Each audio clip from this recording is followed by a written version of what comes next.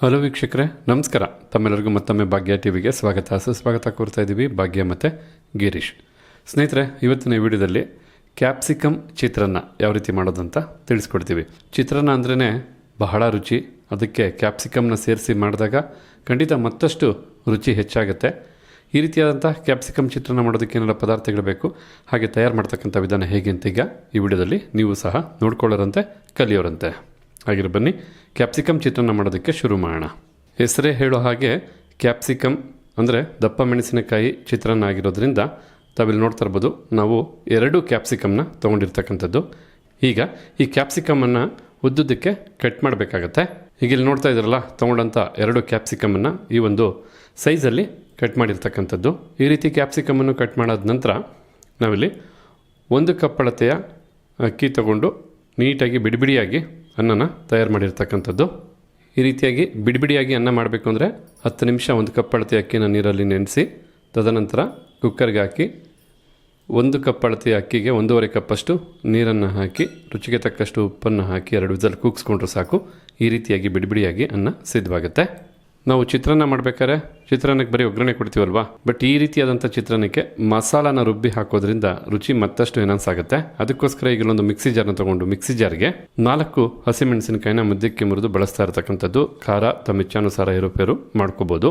ಹಾಗೆ ಅರ್ಧ ಇಂಚಷ್ಟು ಹಸಿ ಶುಂಠಿನೂ ಹಾಕಿ, 1 ಟೀ ಸ್ಪೂನಷ್ಟು ಜೀರಿಗೆ, ಜೊತೆಗೆ ಸ್ವಲ್ಪ ಕರಿಬೇವಿನ ಸೊಪ್ಪು ಮತ್ತು 4 ಟೇಬಲ್ ಸ್ಪೂನಷ್ಟು ತಾಜಾ ತೆಂಗಿನಕಾಯಿ ತುರಿನೂ ಸಹ ಹಾಕಿ, ತೆಂಗಿನಕಾಯಿ ತುರಿ ಜೊತೆಗೇ ಸ್ವಲ್ಪ ಕೊತ್ತಂಬರಿ ಸೊಪ್ಪನ್ನು ಹಾಕಿ, ಈಗ ಇದನ್ನೆಲ್ಲ ರುಬ್ಬೋದಕ್ಕೆ ಸ್ವಲ್ಪ ನೀರನ್ನು ಹಾಕಬೇಕಾಗತ್ತೆ. ಸರಿಸುಮಾರು 2 ಟೇಬಲ್ ಸ್ಪೂನಷ್ಟು ನೀರನ್ನು ಬಳಸ್ತಾ ಇರ್ತಕ್ಕಂಥದ್ದು. ಈಗ ಇದನ್ನು ಸಂಪೂರ್ಣವಾಗಿ ನುಣ್ಣಗಲ್ಲ, ಒಂದು 80% ಅಷ್ಟು ನುಣ್ಣಿಗೆ, 20% ಅಂದರೆ 20% ಅಷ್ಟು ತರ್ತರಿಯಾಗಿ ರುಬ್ಕೊಬೇಕಾಗತ್ತೆ. ಈಗ ಇಲ್ಲಿ ನೋಡ್ತಾ ಇದ್ದೀರಲ್ಲ, ಮಿಕ್ಸಿ ಜಾರ್ಗೆ ಹಾಕಿದಂಥ ಪದಾರ್ಥನೆಲ್ಲ ಈ ಅದಕ್ಕೆ ಒಂದು ರೀತಿ ಹೇಳ್ಬೇಕಂದ್ರೆ ಚಟ್ನಿ ಅದಕ್ಕೆ ರುಬ್ಬಿರ್ತಕ್ಕಂಥದ್ದು. ನೋಡೋದಕ್ಕೆ ಒಂದು ರೀತಿ ಗಟ್ಟಿ ಚಟ್ನಿ ಥರ ಇದ್ದರು. ಇದು ಚಿತ್ರಾನ್ನ ಮಾಡೋದಕ್ಕೆ ಬೇಕಾದಂಥ ಮಸಾಲ ಪೇಸ್ಟು. ಚಿತ್ರಾನ್ನಕ್ಕೆ ಬೇಕಾದಂಥ ಈ ಮಸಾಲ ಪೇಸ್ಟನ್ನು ಸಿದ್ಧ ಮಾಡಿದ ನಂತರ ಹೀಗಿಲ್ಲಿ ಚಿತ್ರಾನ್ನಕ್ಕೆ ಬೇಕಾದಂಥ ಒಗ್ಗರಣೆ ಮಾಡೋದಕ್ಕೋಸ್ಕರ ಒಂದು ಬಾಣಲಿನ ಬಿಸಿ ಮಾಡ್ಕೊಳ್ತಾ ಇರ್ತಕ್ಕಂಥದ್ದು. ಈಗ ಬಿಸಿಯಾದಂಥ ಬಾಣಲಿಗೆ 2 ಟೇಬಲ್ ಸ್ಪೂನಷ್ಟು ಎಣ್ಣೆನ ಹಾಕಿ ಎಣ್ಣೆನ ಬಿಸಿ ಮಾಡ್ಕೋಬೇಕಾಗತ್ತೆ. ಈಗ ಇಲ್ಲಿ ಎಣ್ಣೆ ಬಿಸಿಯಾಗಿರ್ತಕ್ಕಂಥದ್ದು. ಬಿಸಿಯಾದಂಥ ಎಣ್ಣೆಗೆ ಸ್ವಲ್ಪ ಸಾಸಿವೆನ ಹಾಕಿ, ಈ ರೀತಿಯಾಗಿ ಸಾಸಿವೆನ ಸಿಡಿದಾದ ನಂತರ ಚಿಟಿಕೆಯಷ್ಟು ಇಂಗನ್ನು ಹಾಕಿ, ಜೊತೆಗೆ 1 ಟೇಬಲ್ ಸ್ಪೂನಷ್ಟು ಕಡಲೆಬೇಳೆ, ಹಾಗೆ 1 ಟೇಬಲ್ ಸ್ಪೂನಷ್ಟು ಉದ್ದಿನಬೇಳೆನೂ ಹಾಕಿ 1 ನಿಮಿಷಗಳ ಕಾಲ ಲೋ ಫ್ಲೇಮ್ನಲ್ಲೇ ಇದನ್ನೆಲ್ಲ ಫ್ರೈ ಮಾಡ್ಕೋಬೇಕಾಗತ್ತೆ. ಈ ರೀತಿ ಇದನ್ನೆಲ್ಲ 1 ನಿಮಿಷ ಫ್ರೈ ಮಾಡಿದ ನಂತರ ಈ ಸಮಯದಲ್ಲಿ ಸ್ವಲ್ಪ ಅರಿಶಿಣದ ಪುಡಿ ಹಾಕಿ, 2 ಒಣಮೆಣಸಿನಕಾಯಿನ ಹಾಕಿ ಒಮ್ಮೆ ಬೆರೆಸ್ಕೊಂಡ್ರೆ ಸಾಕಾಗತ್ತೆ. ಈ ರೀತಿ ಮಿಕ್ಸ್ ಮಾಡಿದ ನಂತರ ಮೊದಲೇ ನೀಟಾಗಿ ಕಟ್ ಮಾಡಿದಂಥ 2 ಕ್ಯಾಪ್ಸಿಕಮ್ನ ಈ ಸಮಯದಲ್ಲಿ ಒಗ್ಗರಣೆಗೆ ಹಾಕಿ ಸರಿಸುಮಾರು 2 ರಿಂದ 3 ನಿಮಿಷ ಮೀಡಿಯಂ ಫ್ಲೇಮ್ನಲ್ಲಿ ಕ್ಯಾಪ್ಸಿಕಮ್ನ ಚೆನ್ನಾಗಿ ಫ್ರೈ ಮಾಡ್ಕೋಬೇಕು. ಈ ರೀತಿ ಎಡೆಬಿಡದೆ ಮಿಕ್ಸ್ ಮಾಡ್ತಾನೆ ಕ್ಯಾಪ್ಸಿಕಮ್ನ ಫ್ರೈ ಮಾಡ್ಕೋಬೇಕಾಗತ್ತೆ. ನೋಡ್ತಾ ಇರ್ಬೋದು, 3 ನಿಮಿಷ ಕ್ಯಾಪ್ಸಿಕಮನ್ನು ಬಹಳ ಚೆನ್ನಾಗಿ ಫ್ರೈ ಮಾಡಾಯಿತು. ಬೆಂದು ಕ್ಯಾಪ್ಸಿಕಮ್ಮು ಸ್ವಲ್ಪ ಮೃದು ಅಂದರೆ ಸಾಫ್ಟ್ ಆಗಿರ್ತಕ್ಕಂಥದ್ದು. ಈ ಸಮಯದಲ್ಲಿ ಮಿಕ್ಸಿ ಜಾರಲ್ಲಿ ರುಬ್ಬಿದಂಥ ಮಸಾಲ ಪೇಸ್ಟನ್ನು ಹಾಕಬೇಕಾಗತ್ತೆ. ಹಾಗೆ ಈ ಸಮಯದಲ್ಲೇ ರುಚಿಗೆ ತಕ್ಕಷ್ಟು ಪುಡಿ ಉಪ್ಪನ್ನು ಹಾಕಿ ಮಸಾಲ ಪೇಸ್ಟನ್ನು 2 ನಿಮಿಷ ಬೆರೆಸಿ ಬಿಸಿ ಮಾಡ್ಕೋಬೇಕಾಗತ್ತೆ. ಈ ರೀತಿಯಾಗಿ ಮಸಾಲ ಪೇಸ್ಟನ್ನು ಫ್ರೈ ಮಾಡಬೇಕಾದ್ರೆ ಲೋ ಫ್ಲೇಮ್ನಲ್ಲೇ ಫ್ರೈ ಮಾಡ್ಕೊಳ್ಳಿ. ಖಂಡಿತ ಚಿತ್ರಾನ್ನ ಮಾಡ್ತಾ ಇರೋದ್ರಿಂದ ಈ ಚಿತ್ರಾನ್ನದ ಗೊಜ್ಜು ಅನ್ನಕ್ಕೆ ಬೆರ್ತಾದ ಮೇಲೆ ನೋಡೋರಂತೆ ಎಷ್ಟು ಚೆನ್ನಾಗಿ ಕಾಣ್ತಾ ಇರುತ್ತೆ. ನೋಡೋದಕ್ಕಾಗ್ಬೋದು, ಹಾಗೆ ತಿನ್ನೋದಕ್ಕಾಗ್ಬೋದು, ಎಕ್ಸಲೆಂಟಾಗಿರುತ್ತೆ. ಅದರಲ್ಲಂತೂ 2 ಮಾತಿಲ್ಲ.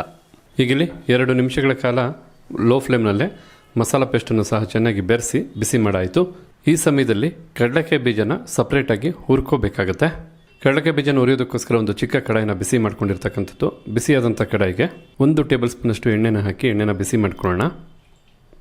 ಈಗ ಬಿಸಿಯಾದಂಥ ಎಣ್ಣೆಗೆ 3 ಟೇಬಲ್ ಸ್ಪೂನಷ್ಟು ಕಡಲೆಕಾಯಿ ಬೀಜನ ಹಾಕಿ 1 ನಿಮಿಷಗಳ ಕಾಲ ಲೋ ಫ್ಲೇಮ್ನಲ್ಲೇ ಫ್ರೈ ಮಾಡ್ಕೋಬೇಕಾಗತ್ತೆ. ನೋಡಿ, ಕಡಲೆಕಾಯಿ ಬೀಜನ ಹುರಿಬೇಕಾದ್ರೆ ಚಿಟಪಟ ಅಂತ ಸೌಂಡ್ ಬರುತ್ತೆ, ಅಂದರೆ ಒಟ್ಟು ಬಾಯಿ ತೆರೆಯುತ್ತೆ. ಅಲ್ಲಿವರೆಗೂ ನೀಟಾಗಿ ಕಡಲೆಕಾಯಿ ಬೀಜನ ಲೋ ಫ್ಲೇಮ್ನಲ್ಲೇ ಹುರ್ಕೋಬೇಕಾಗತ್ತೆ. ಈ ರೀತಿ ಸಪ್ರೇಟಾಗಿ ಕಡಲೆಕಾಯಿ ಬೀಜನ ಹುರಿದು ಚಿತ್ರಾನ್ನಕ್ಕೆ ಒಗ್ಗರಣೆಗೆ ಸೇರಿಸೋದ್ರಿಂದ ಆ ಕ್ರಿಸ್ಪಿನೆಸ್ ಹಾಗೆ ಉಳಿಯುತ್ತೆ. ಈ ರೀತಿಯಾಗಿ ಕಡಲೆಕಾಯಿ ಬೀಜನ ಹಾಕಿದ ನಂತರ ಮೊದಲೇ 1 ಕಪ್ಪಷ್ಟು ಅಕ್ಕಿನ ಬೇಯಿಸಿ ಬಿಡಿ ಬಿಡಿಯಾಗಿ ಸಿದ್ಧ ಮಾಡಿದಂಥ ಅನ್ನನ ಹಾಕಿ ಮಿಕ್ಸ್ ಮಾಡ್ಕೋಬೇಕಾಗತ್ತೆ ಒಗ್ಗರಣೆ ಜೊತೆಗೆ. ನೀವು ಚಿತ್ರಾನ್ನಕ್ಕೆ ಕೆಲವೊಂದು ಪದಾರ್ಥಗಳನ್ನ ಹಾಕಲೇಬೇಕು. ಅದರಲ್ಲಿ ಬಹಳ ಮುಖ್ಯವಾದದ್ದು ತಾಜಾ ನಿಂಬೆ ಹಣ್ಣಿನ ರಸ. ಇಲ್ಲಿ 1 ಟೀ ಸ್ಪೂನಷ್ಟು ತಾಜಾ ನಿಂಬೆ ಹಣ್ಣಿನ ರಸನ ಬಳಸ್ತಾ ಇರ್ತಕ್ಕಂಥದ್ದು. ಈಗ ಈ ಕ್ಯಾಪ್ಸಿಕಮ್ ಚಿತ್ರಾನ್ನ ಮಾಡೋದಕ್ಕೆ ಬೇಕಾದಂಥ ಎಲ್ಲ ಪದಾರ್ಥನೂ ಬಾಣಲಿಗೆ ಹಾಕಾಯಿತು. ಚೆನ್ನಾಗಿ ಎಲ್ಲನೂ ಬೆರೆಯೋ ಹಾಗೆ ಮಿಕ್ಸ್ ಮಾಡ್ಕೋಬೇಕು. ಅನ್ನ ಬಿಡಿ ಬಿಡಿಯಾಗಿ ಉದುರಾಗಿದ್ರೇ ಈ ರೀತಿ ಚಿತ್ರಾನ್ನ ರುಚಿ ಕೊಡ್ತಕ್ಕಂಥದ್ದು. ಹಾಗೆ ಚಿತ್ರಾನ್ನದ ಈ ಒಂದು ಗೊಜ್ಜು ಬೆರೆಸೋದಕ್ಕೆ ಹೆಲ್ಪ್ ಆಗ್ತಕ್ಕಂಥದ್ದು. ಅಷ್ಟೇ ಅಲ್ಲ, ನಾವು ಕೆಲವೊಂದು ಪದಾರ್ಥನ ರುಬ್ಬಿ ಹಾಕಿರೋದ್ರಿಂದ ಒಂದು ಪ್ರತಿಯೊಂದು ಅನ್ನದ ಹಗಳಿಗೂ ತುಂಬ ಚೆನ್ನಾಗಿ ಕೋಟಿಂಗ್ ಆಗುತ್ತೆ. ತಿನ್ನಬೇಕಾದ್ರೆ ಒಳ್ಳೆ ರುಚಿನ ಎನ್ಹಾನ್ಸ್ ಮಾಡುತ್ತೆ. ಆದ ಕಾರಣ ನಾಜೂಕಾಗಿ ಸ್ವಲ್ಪ ಸಮಯ ಆದರೂ ಪರವಾಗಿಲ್ಲ ನೀಟಾಗಿ ಮಿಕ್ಸ್ ಮಾಡ್ಕೋಬೇಕಾಗತ್ತೆ. ಕಂಪ್ಲೀಟಾಗಿ ಮಿಕ್ಸ್ ಮಾಡಿದ ನಂತರ ತಾವಿಲ್ಲಿ ನೋಡ್ತಾ ಇರ್ಬೋದು, ಒಂದು ರೀತಿ ಸ್ಪೆಷಲ್ ಆದಂಥ ಕ್ಯಾಪ್ಸಿಕಮ್ ಚಿತ್ರಾನ್ನ ಸಿದ್ಧವಾಗಿರ್ತಕ್ಕಂಥದ್ದು. ಮೊದಲೇ ಹೇಳಿದಾಗೆ ಕ್ಯಾಪ್ಸಿಕಮ್ನ ಬಳಸಿದ್ವಿ. ಹಾಗೆ ಕೆಲವೊಂದು ಮಸಾಲ ಪದಾರ್ಥನ ರುಬ್ಬಿ ಚೆನ್ನಾಗಿ ಹುರಿದು ಮಿಕ್ಸ್ ಮಾಡಿರೋದ್ರಿಂದ ಖಂಡಿತ ಅದ್ಭುತವಾದ ರುಚಿನ ಈ ಒಂದು ಚಿತ್ರಾನ್ನದಲ್ಲಿ ನೀವು ಪಡಿಬೋದು. ನೀವು ಸಹ ಒಮ್ಮೆ ಈ ರೀತಿಯಾದಂಥ ಚಿತ್ರಾನ್ನ ಮಾಡಿ ನೋಡಿ, ಪದೇ ಪದೇ ಮಾಡ್ತೀರಾ ಅಂತ ಹೇಳ್ತಾ, ಹಾಗಿದ್ರೆ ಇವತ್ತು ಈ ವಿಡಿಯೋ ಮೂಲಕ ನಾವು ಮಾಡಿ ತಿಳಿಸಿದಂಥ ಕ್ಯಾಪ್ಸಿಕಮ್ ಚಿತ್ರಾನ್ನ ತಮಗೆಲ್ಲರಿಗೂ ಇಷ್ಟ ಆಗಿದೆ ಅಂತ ತಿಳ್ಕೊಂಡಿದ್ದೀನಿ. ಇಷ್ಟ ಆಗಿದ್ರೆ ವಿಡಿಯೋಗೊಂದು ಲೈಕ್ ಮಾಡಿ. ಹಾಗೆ ಈ ರೆಸಿಪಿ ಬಗ್ಗೆ ತಮಗಿರ್ತಕ್ಕಂಥ ಅನಿಸಿಕೆ ಅಭಿಪ್ರಾಯನ ಕಮೆಂಟ್ ಬಾಕ್ಸಲ್ಲಿ ಕಮೆಂಟ್ ಮಾಡೋದನ್ನು ಮರಿಬೇಡಿ. ಎಲ್ಲದಕ್ಕಿಂತ ಹೆಚ್ಚಾಗಿ ಈ ವಿಡಿಯೋನ ಮತ್ತೊಬ್ಬರಿಗೂ ಹೆಲ್ಪ್ ಆಗೋ ಹಾಗೆ ಶೇರ್ ಮಾಡಿ ಅಂತ ಹೇಳ್ತಾ ತಮಗೆಲ್ಲರಿಗೂ ಧನ್ಯವಾದನ ತಿಳಿಸ್ತಾ ಇದ್ದೀವಿ. ಮತ್ತೊಂದು ಹೊಸ ವಿಡಿಯೋದಲ್ಲಿ ಹೊಸ ರೆಸಿಪಿ ಜೊತೆ ತಮ್ಮನ್ನ ಭೇಟಿ ಮಾಡ್ತೀವಿ. ಅಲ್ಲಿವರೆಗೂ ನಮಸ್ಕಾರ ವೀಕ್ಷಕರೇ.